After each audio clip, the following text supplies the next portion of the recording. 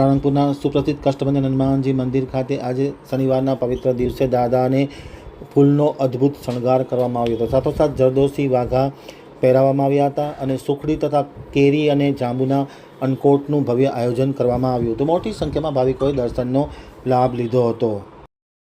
Salangpur આમતક news બ્યુરોમાંથી ચિંતન વાગડિયાનો એક વિસ્તૃત અહેવાલ। કષ્ટભંજન દેવ હનુમાનજીને પ્યોર સિલ્કના જરદોશી વર્કવાળા વાઘા દાદાને પહેરાવવામાં આવ્યા હતા।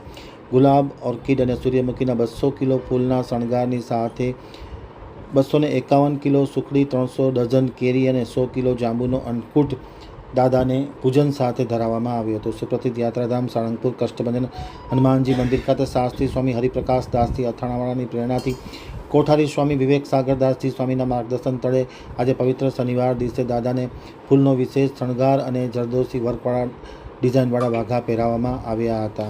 ખાસ કરીને મોટી સંખ્યામાં લોકોએ અને ભાવિકજનોએ દર્શનનો લાભ લઈ ધન્યતા અનુભવી હતી।